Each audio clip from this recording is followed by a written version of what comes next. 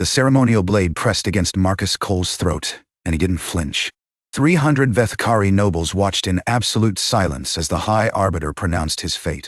The queen herself sat motionless on the crystalline throne, her silver eyes fixed on the human kneeling before her court.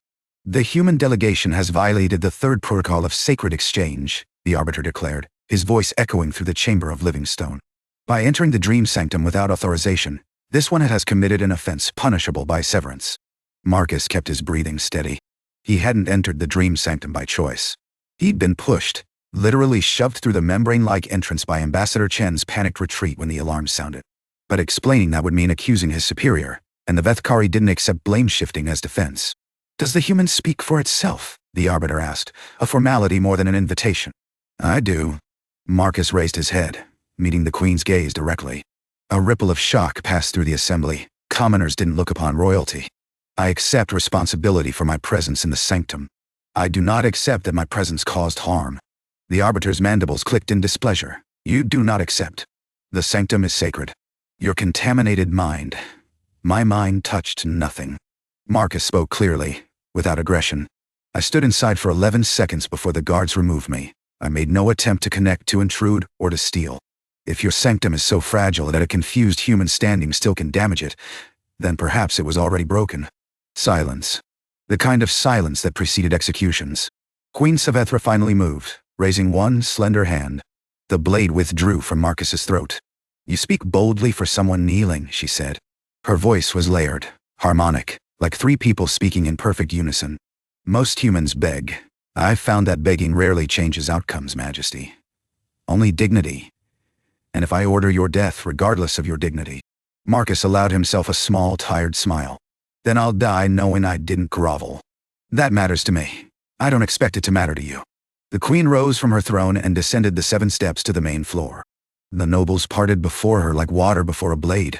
She stopped 3 feet from Marcus, close enough that he could see the bioluminescent patterns shifting beneath her pale blue skin, emotional indicators he learned.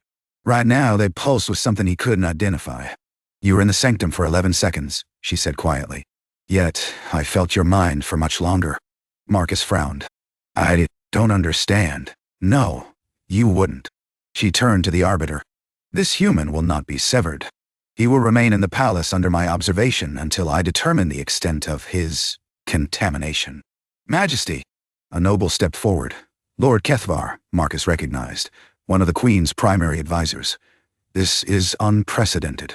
A human cannot remain in the royal quarters. The security implications alone are my concern, Lord Kethvar. Unless you wish to challenge my judgment." The threat hung in the air like smoke. Kethvar retreated, his luminescent patterns flickering with barely suppressed fury. "Remove him to the eastern wing," the Queen commanded. "He will have a watcher at all times. And Lord Kethvar?" She glanced back at the advisor. "If any harm comes to this human before I complete my assessment, I will hold you personally responsible." Guards lifted Marcus to his feet and led him from the chamber. As he passed through the towering doors, he heard the explosion of voices behind him. Outrage, confusion, political maneuvering, already beginning. He didn't know why the Queen had spared him. But he knew, with the instinct of a man who'd survived 3 colonies and 2 wars, that his situation had just become far more complicated than simple execution. The Eastern Wing was not a cell, but it wasn't freedom either. Marcus had a room with a window overlooking gardens that glowed with phosphorescent flowers, a bed sized for Veth'kari physiology, too long, too narrow, and a constant companion in the form of a guard named Thessa, who watched him with undisguised suspicion. 3 days passed. He was fed, allowed to walk the gardens under escort, and otherwise left entirely alone. No interrogation. No explanation. Just waiting. On the 4th night he dreamed of Earth. It was always the same dream. The colony on Kepler 442b, the settlement called New Providence. The morning the harvesters came. Ships like black tears in the sky, raining fire on everything he'd built, everyone he'd loved. His wife Sarah pulling their daughter Maya toward the shelter. The beam of light that took them both vaporized them in an instant while Marcus watched from across the field, too far to reach them, too close to look away. He woke screaming, as he always did. But this time, he wasn't alone. Queen Syvethra stood at the foot of his bed, her patterns blazing with colors he'd never seen before, violent purples and searing whites that seemed to cause her physical pain. Her hands were pressed to her temples, and her breathing came in ragged gasps. Majesty? Marcus scrambled upright, confusion overwhelming his lingering grief. How did your mind? She lowered her hands, and he saw that her silver eyes were wet. The Veth'kari could cry. He hadn't known that. When you dream, you broadcast. The Sanctum amplified your signature. I felt you from across the palace. I felt... She trailed off, staring at him with an expression he couldn't read. I felt them die. Your mate. Your child. I felt you lose them. Marcus's throat tightened. You saw that? I experienced it. As you did. As you do. Every night. She took a shaky breath, composing herself with visible effort. No Veth'kari has ever dreamed with such intensity, such clarity of loss. We process grief differently. We release it during the molting cycles, shed it with our old skin. But you, she shook her head slowly, you carry it. Always. Like armor made of wounds. It's called being human, Marcus said quietly. We don't forget. We can't. The queen moved to the window, her back to him. The garden's glow painted her silhouette in soft blues and greens. My people believe that humans are lesser beings. Primitive. Unable to truly connect, to bond, to feel with proper depth. They see your short lives and your isolated minds, and they assume you are temporary. And what do you believe, Majesty? She didn't answer immediately. When she spoke again, her voice was different. Smaller, less layered. As if she'd stripped away some ceremonial mask. I believe I have judged your species incorrectly, and I believe you have given me much to consider. She turned back to face him. I will return tomorrow. There are questions I must ask, and I think you will answer them honestly. Why would you think that? Because you didn't beg. Because you chose dignity over survival. She moved toward the door, then paused. And because your dreams contain no lies.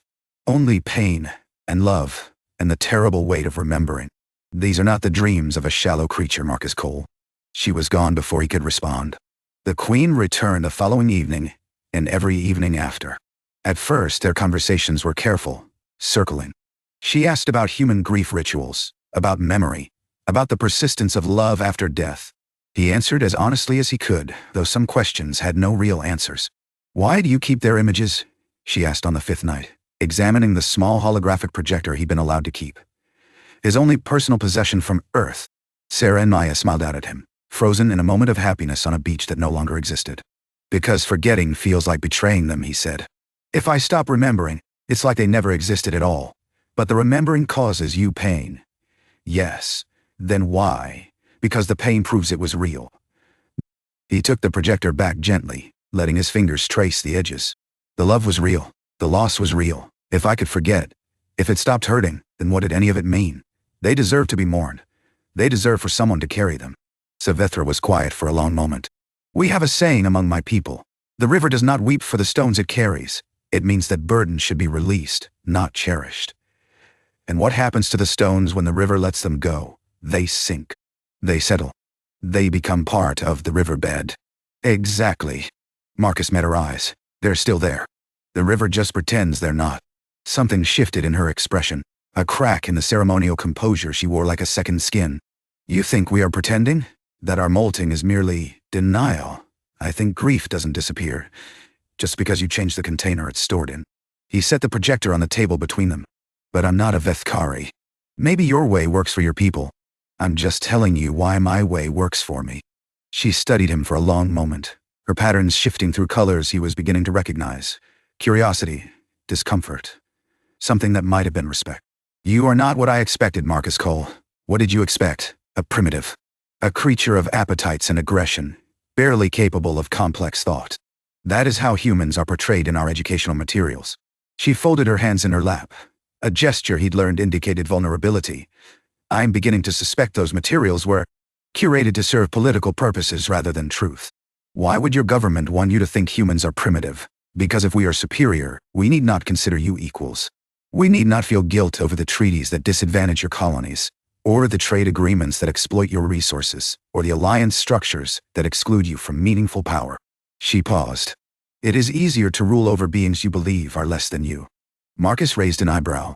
That's unusually honest for a queen. I am not speaking as a queen right now. I am speaking as... She hesitated, searching for words. As someone who has been inside your mind, who has felt what you feel. It is difficult to maintain comfortable prejudices after such an experience. Before he could respond, the door opened and Lord Kethvar entered without announcement. His patterns blazed with hostile reds and oranges. Majesty, the council demands your presence. There are concerns about the time you have been spending with the human. Syvethra rose slowly, her posture shifting from vulnerable back to regal in an instant. The council may register their concerns through proper channels, Lord Kethvar. They do not summon me. With respect, Majesty, they did not summon. They requested, urgently. His eyes flickered to Marcus with undisguised contempt. There are rumors that the human has influenced you somehow. That his contamination of the sanctum has created some form of mental connection. And if it has, Kethvar's patterns flared brighter. Then he must be eliminated immediately. Such a connection would be a profound violation of royal sanctity. A human having access to the Queen's mind. The connection is not what you think, Syvethra interrupted. And my mind is my own, Lord Kethvar. I will address the council when I choose. You are dismissed. The Lord didn't move immediately. His eyes locked on the Queen with something that looked dangerously like challenge. Then he bowed, the shallowest bow protocol allowed, and withdrew. After he was gone, Syvethra let out a breath. It seems our conversations have attracted attention. Is that dangerous? For you, I mean. The Queen's position is not as secure as outsiders believe. I rule because the great houses permit me to rule. If they believe I have been compromised. She didn't finish the thought. She didn't need to. Then stop coming here, Marcus said. Whatever you're learning from me, it's not worth risking your throne. And if I believe it is, then you're making a political mistake for emotional reasons. That's not something queens should do. Syvethra smiled, the first genuine smile he'd seen from her. Small and sad and unexpectedly human. You presume to advise me on rulership? I presume to state the obvious. I'm a political liability. The longer you associate with me, the more ammunition you give your enemies. Yes. She moved toward the door, then paused with her hand on the frame. And yet I find I cannot stop. There is something in your mind, Marcus Cole. Something that calls to the parts of myself I have been trained to bury. She looked back at him. Tomorrow night I will tell you about my own losses. It seems only fair, since you have shared yours so thoroughly. She came the next night as promised. And she told him.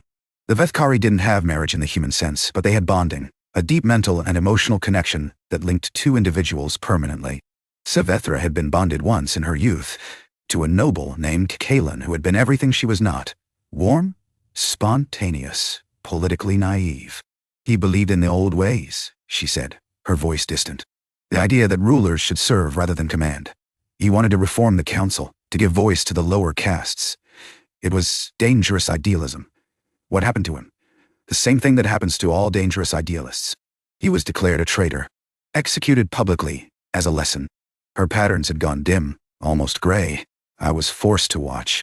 I was forced to sever the bond while he still lived, so that his death would not damage me. They made me cut away the part of my mind that loved him, like amputating a limb to prevent infection. Marcus felt his chest tighten. I'm sorry.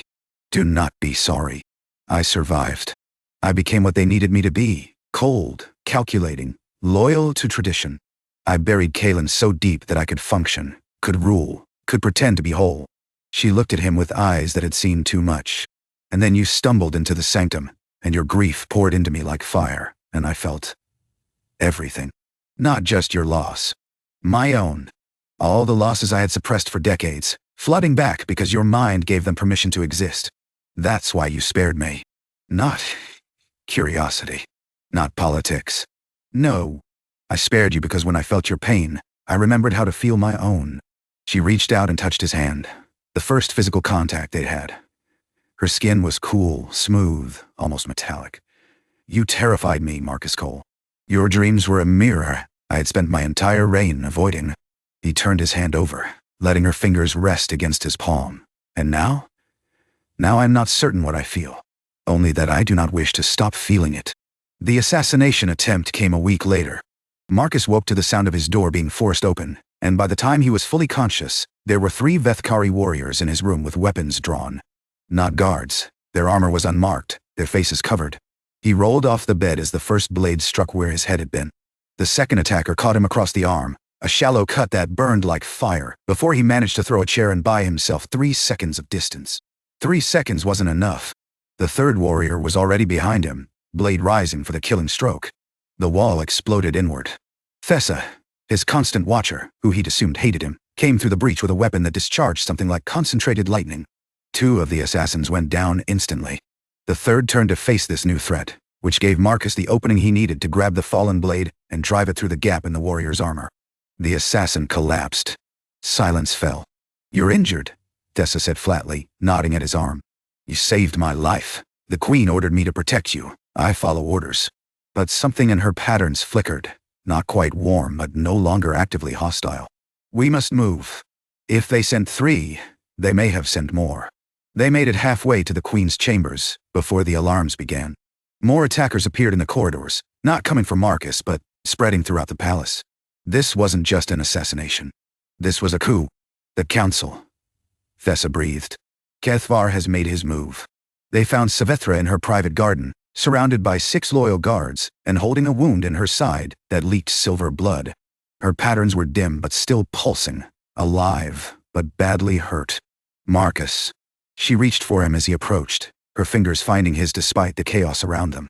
"You should not be here. They want you dead. They want you dead too. At least we can be targets together." A strangled laugh escaped her. "Humans.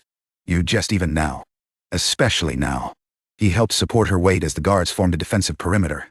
"Where can we go? Is there anywhere safe?" "The Sanctum." Syvethra's voice was weakening. "The Dream Sanctum. It can only be opened by the royal bloodline. If we reach it, Majesty, no dado." One of the guards, an older warrior with battle-scarred patterns, shook his head. "To bring a human inside willingly, the human has already been inside. And the sacred matters little if I am dead." She pushed herself straighter, royal authority momentarily overriding her injuries. "We go to the Sanctum. Now." The journey through the palace was a nightmare of running battles and narrow escapes. They lost 2 guards before reaching the inner chambers, and Syvethra was fading fast, the wound deeper than she'd let on, her blood leaving a trail that glowed faintly in the darkness. The Sanctum doors were massive, carved from something that looked like solid light. Syvethra placed her palm against the surface, and Marcus felt a vibration pass through his entire body as the doors recognized her. Inside, she gasped. "All of you, quickly." They passed through into a space that defied description. It was like standing inside a thought. Walls that shifted and breathed, air that tasted of colors, a floor that felt solid but looked like nothing. Marcus understood instantly why this place was sacred. It wasn't a room. It was a mind. The collective unconscious of the Veth'kari people, given physical form. Syvethra collapsed the moment the doors sealed behind them. "No, no, no." Marcus caught her before she hit the ground, lowering her gently as her silver blood spread across the impossible floor. "Stay with me. Syvethra, stay with me. The Sanctum will heal me," she whispered. "But it will take time. Time we may not have. Then tell me what to do. How can I help?" She reached up and touched his face, a gesture so human it made his heart ache. "Your mind, Marcus. Your terrible, beautiful mind. When you first came here, the Sanctum felt you. It connected to you. That is why they feared you. Not because you contaminated it, but because you expanded it. I don't understand. Human dreams are different. Louder. More immediate. When you dream here, you broadcast with such intensity that the Sanctum amplifies it. It becomes shared." Her eyes were growing distant. "I'm asking you to dream, Marcus. Dream loud enough that every Veth'kari in the palace feels it. Dream of loss and love and the things that make you human. Show them what I have seen. What will that accomplish? It will show them that you are not primitive. Not a contamination." Her voice was barely a whisper now. "It will show them what grief feels like when you refuse to shed it. It will show them that we have been wrong. About everything." She went limp in his arms. Marcus looked up at the guards, 4 survivors, watching him with a mixture of fear and desperate hope. Tessa knelt beside him, her patterns shifting uncertainly. "Can you do what she asks?" Tessa asked. "I don't know." He looked down at Syvethra's unconscious face, peaceful now despite her wounds. "But I know I have to try." He closed his eyes. He thought of Sarah. He thought of Maya. He thought of New Providence burning, of holding his daughter's favorite toy in the ashes because it was all that remained, of the weight of memory that he'd carried across the stars for years without ever setting down. And he let himself feel it. All of it. The love and the loss and the terrible, beautiful persistence of human grief. Dark. The Sanctum began to glow. Lord Kethvar felt it first, A wave of emotion so powerful it stopped him mid-stride in the corridor outside the Queen's chambers. Around him, his warriors stumbled, clutching their heads as the broadcast hit them. At first it was just sensation. Pained. Overwhelming, crushing pain. But then came the images. A human woman laughing in sunlight. A child's small hand reaching up. A colony spreading across a golden plain, beautiful and fragile and so terrifyingly temporary. And then fire. Fire and screaming, and the horrifying moment when the beam fell and two lights that had been everything, that had been home and hope and reason for existing, simply stopped. Syvethra felt tears streaming down his face, felt his patterns blazing with colors he'd never expressed, never allowed himself to express, felt the rigid control he'd maintained his entire life cracking under the weight of a single human's grief. Throughout the palace, warriors dropped their weapons. Nobles fell to their knees. The coup ground to a halt as every Veth'kari within range experienced what Marcus Cole experienced every night, the specific shattering weight of loving someone completely and losing them forever. The older guard, the one who had objected to bringing Marcus into the sanctum, was weeping openly. "This is what they feel," he whispered. "This is what they carry. Every human?" Thessa asked, her voice shaking. "Every human who has loved and lost, which is nearly all of them." Marcus opened his eyes, exhausted, empty, but somehow lighter than he'd felt in years. "We don't shed it because we can't, but also because we won't. Because remembering is how we honor what we've lost. How we prove it mattered." On the floor, Syvethra stirred. The sanctum's healing was working, her wounds sealing, her silver blood reabsorbing into her skin. She opened her eyes and looked up at Marcus with an expression of profound wonder. "I felt it too," she said. "Even unconscious. I felt you. Give them everything. I didn't give them anything they didn't already have." He helped her sit up, keeping one arm around her shoulders when she swayed. "I just reminded them it was there. Under all that molting and shedding and pretending. The grief doesn't disappear, Syvethra. It just gets buried. You taught me that." She laughed. A real laugh, rough with pain but genuine.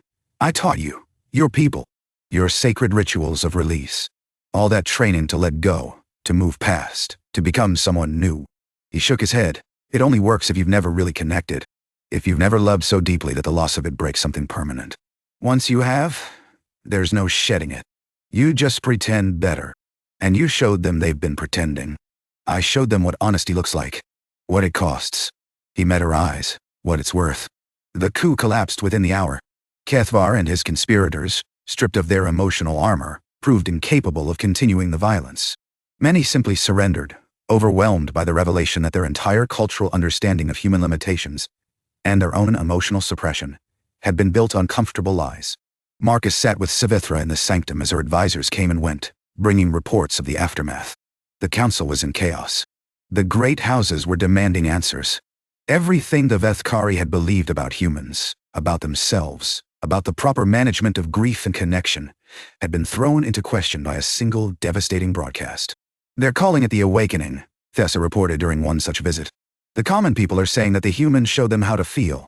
There are already shrines being established. Some are calling for Marcus to be, well, deified?" Syvethra raised an eyebrow. "That seems excessive." "It's what happens when you fundamentally restructure a society's emotional paradigm," Marcus said dryly. "Though I'd prefer they didn't. I'm really not the religious icon type." When Thessa left, Syvethra reached out and took his hand. They'd been touching more frequently since the sanctum, small contact points that felt larger than they were. "What do you want, Marcus Cole?" she asked quietly. "Now that you have inadvertently become the most significant human in Veth'kari history, what do you actually want?" He considered the question carefully. For years he'd wanted nothing except to survive. To carry his grief from one day to the next, honoring Sarah and Maya by refusing to let the weight of losing them disappear. He'd never expected to want anything else. But, looking at Syvethra, at this alien queen who had seen inside his dreams, and found not contamination but connection, who had risked her throne to understand him, and nearly died defending the bridge between their peoples, he found that survival no longer seemed like enough. "I want to stay," he said. "If you'll have me, in what capacity? Does it need a title? My people will demand one." She smiled slightly. "They are very attached to titles. Then call me whatever makes the politics easier." He squeezed her hand gently. "Advisor Cyril. Ambassador Da. The Queen's human curiosity. I don't care about the words. I care about..."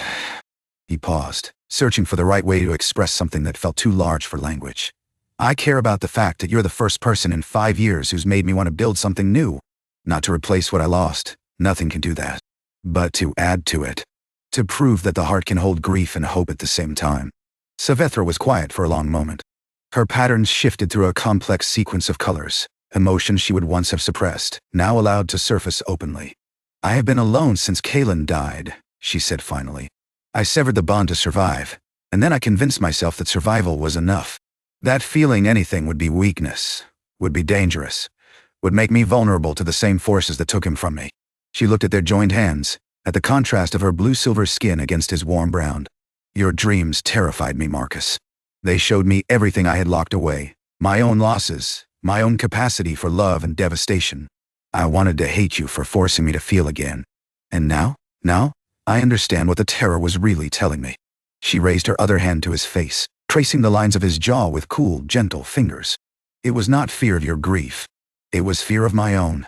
Fear of admitting that I never stopped loving Kaelin, that the severing was a lie I told myself so I could function. Fear of what it would mean to care about someone again, knowing that loss is always possible. Loss is always possible, Marcus agreed softly. But so is everything else. Love. Growth. The chance to build something worth having, even if it doesn't last forever. He leaned into her touch. Sarah taught me that. She said the only real tragedy would be refusing to love just because you might get hurt. She said the hurt was proof that the love was real. Your mate was wise. She was human. He smiled. We're stubborn about love. We hold on to it, even when it hurts. Especially when it hurts. Syvethra leaned forward and pressed her forehead to his, a Veth'kari gesture of profound intimacy he knew. It meant the sharing of thoughts, the opening of barriers. It meant trust. Then teach me, she whispered. Teach me to be stubborn. Teach me to hold on. I think you already know how. You just forgot.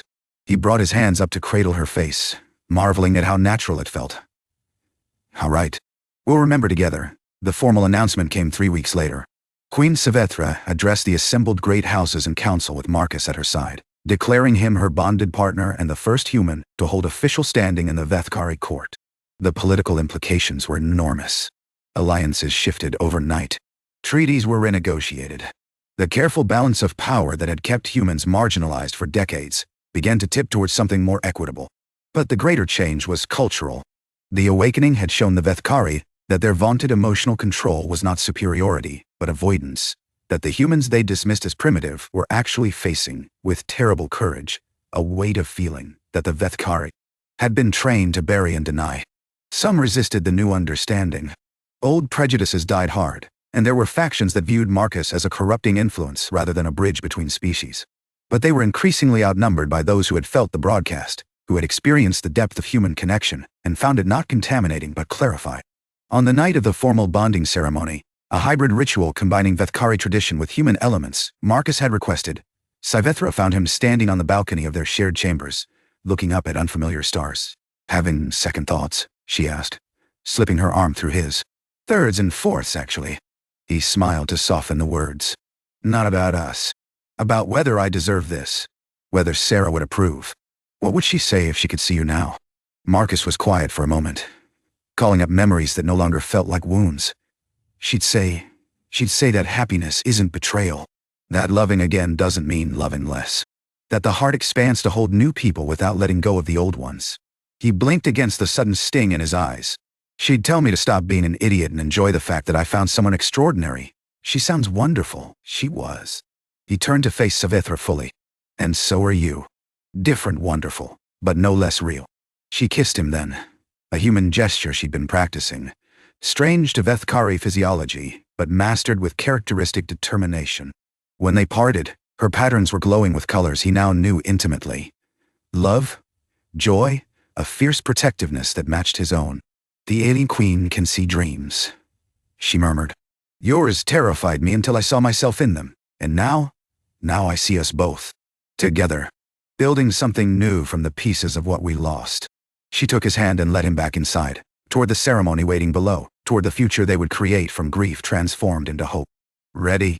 Marcus looked at this impossible woman who had seen his darkest moments, and chosen him anyway, who had risked everything to understand him, and found in his broken human heart something worth preserving. Ready, he said. And for the first time in 5 years, he meant it, completely.